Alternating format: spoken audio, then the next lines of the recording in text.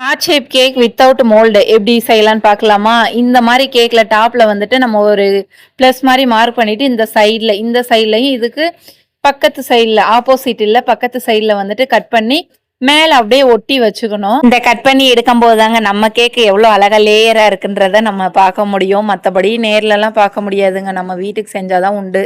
இந்த மாதிரி அட்டாச் பண்ணோடனே நம்ம ஐசிங் பண்ணிடலாமான்னு கேட்டால் கண்டிப்பாக கிடையாது. இதையுமே ஒரு கோட்டிங் வந்துட்டு மேலாப்பில் க்ரீம் கொடுத்துட்டு நம்ம கொஞ்சம் நேரம் செட் பண்ணி எடுத்து வச்சுக்கலாம். இந்த கல்யாண சீசன் வந்தால் தான் என் ஹார்ட்டின் ஷேப்பு கேக் ஆர்டரே வருது. மற்ற நேரம்லாம் அவ்வளோ வரவே மாட்டேங்குது. இந்த சீசன் டைம் தான் வரும் போல. இத்தனை சோழி பார்க்கறதுக்கு ஹார்ட்டின் மோல்டை வச்சுட்டு கேக் செஞ்சுட்டு போயிடலாமே ஈஸியா அப்படின்னு சொல்லி நீ நினைப்பீங்க. ஹார்ட்டின் மோல்டெல்லாம் இருந்தால் நான் செய்யாமையா இருப்பேன் நேரம் வரைக்கும். இந்த வீடியோ பார்த்தீங்கன்னா மோல்டு இல்லாமல் எப்படி ஹார்ட்டின் ஷேப் கொண்டாடுறதுன்னு நினைச்சிங்களா?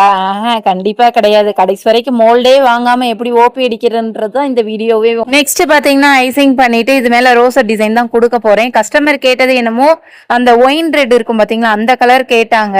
ஆனா எனக்கு வந்தது என்னமோ இந்த கலர் தான் வந்துச்சு. ஆனா அதை விட இதுதான் கேக் வந்துட்டு ஃபைனல் லுக்கு சூப்பராகவே இருந்தது. ஃபர்ஸ்ட் மிக்ஸ் பண்ற அந்த டார்க் கலரை வச்சுட்டு அங்கங்க ரோசர் டிசைன் கொடுத்துக்கலாம்.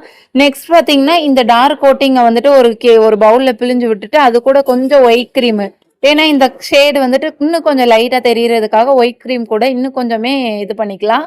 இப்ப பாத்தீங்கன்னா இந்த டாட் மாதிரி வைக்கிறது வந்துட்டு இன்னும் கொஞ்சமே கலர் கம்மியா இருக்கும். ஃபைனல் டச்சா வந்துட்டு இன்னொன்னு பண்ணேன். அதை வீடியோ எடுக்க வந்துட்டு மறந்துட்டேன். அதனால அது என்ன பண்ணேன் அப்படின்னா ஒயிட் கலர் கிரீம் வச்சுட்டு அங்கங்க பால் மாதிரி வச்சுக்கிட்டேன்.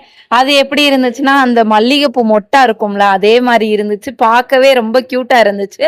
நெக்ஸ்ட் பாத்தீங்கன்னா ஒரு ஹாப்பி அனிவர்சரி டாப் வந்து இன்சர்ட் பண்ணியாச்சு. ஃபைனல்ல வந்துட்டு அந்த டாட் ஆர்ட் வந்துட்டு எப்படி கியூட்டா இருக்குன்னு பாருங்க இந்த கேக்கேவும். ஃபைனலா கஸ்டமரோட ரிவ்யூ எப்படி இருந்துச்சுன்னா கஸ்டமர் வந்துட்டு ஹாப்பி என்னாச்சு அப்படிதான் இருந்தது. ஒருவேளை நீங்க விருதுநகர் சிவகாசி சரௌண்டிங்ஸ்ல இருந்தீங்கன்னா உங்களுக்கு இந்த மாதிரி கேக்ஸ் எல்லாம் என்ன ஸ்கிரீன்ல தெரியற நம்பருக்கு வாட்ஸ்அப் பண்ணுங்க. ஓகே ஃப்ரெண்ட்ஸ், இந்த வீடியோ உங்களுக்கு பிடிச்சிருந்தா லைக் பண்ணுங்க, கமெண்ட் பண்ணுங்க, மறக்காம நம்ம சேனலை சப்ஸ்கிரைப் பண்ணாதவங்கள கொஞ்சம் சப்ஸ்கிரைப் பண்ணிருங்க. Tata bye bye, see you again.